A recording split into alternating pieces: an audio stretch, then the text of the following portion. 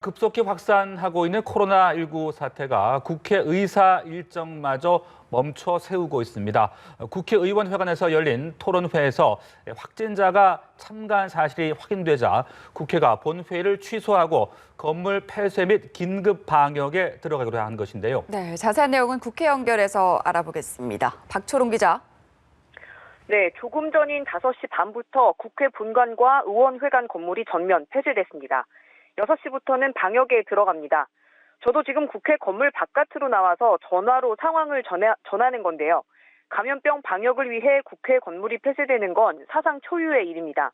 국회에 비상이 걸린 건 지난주 수요일 의원회관에서 열린 한 토론회에 코로나19 확진자가 참가한 사실이 확인됐기 때문입니다. 여기서 축사를 했던 한국교원단체 총연합회의 하윤수 회장이 확진자라는 게 알려진 건 오늘 아침입니다. 이에 따라 먼저 오후 2시 예정됐던 국회 본회의부터 취소됐습니다. 토론회에 심재철 원내대표와 곽상도, 전희경 의원 등 미래통합당 의원들은 물론 보좌진과 당직자 다수가 참가했기 때문입니다. 통합당은 1%의 전염 가능성도 사전에 차단하기 위해 본회의 연기를 민주당에 요청했고 민주당도 여기에 동의했다고 밝혔습니다. 이번 본회의에서 여야 의원들은 정세균 국무총리 등을 상대로 코로나19 정보 대응 관련 질의를 할 예정이었습니다. 심재철 원내대표 등은 코로나19 검사를 위해 급히 병원으로 향했고 이후 각 정당 행사는 축소되거나 줄줄이 취소됐습니다. 통합당 황교안 대표도 모든 일정을 취소하고 오늘 코로나19 검사를 받았습니다. 심재철 원내대표에 대한 검사 결과는 늦어도 내일 오전 중에는 나올 예정이라고 합니다. 여야는 통합당 의원들의 코로나19 검사 결과가 나온 이후 본회의 등 국회 의사 일정을 다시 논의할 예정입니다. 네, 그렇다면 출입이 막힌 국회 문은 언제쯤 다시 열리는 겁니까? 네, 국회는 그야말로 비상입니다. 본관과 의원회관은 오늘 오후 6시부터 순차적으로 방역을 시작하고 이번 주 수요일 오전 9시까지 일시적으로 폐쇄됩니다.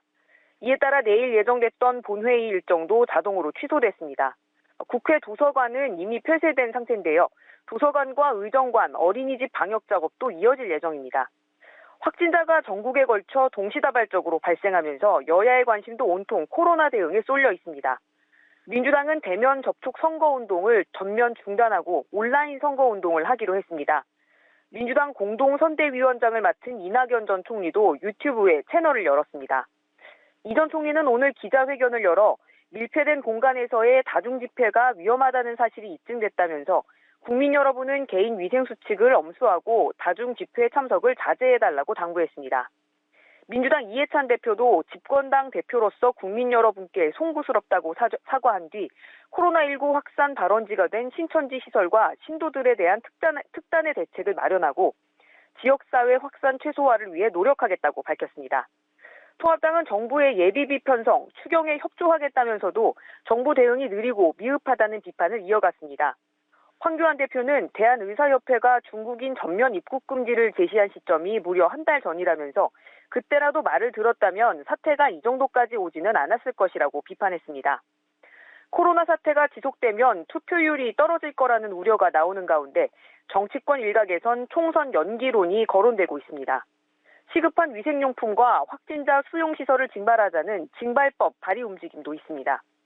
한편 바른미래당과 대한신당, 민주평화당 등 호남을 지지 기반으로 하는 3당은 오늘 민생당으로의 합당 절차를 마무리했습니다. 지금까지 국회에서 전해드렸습니다.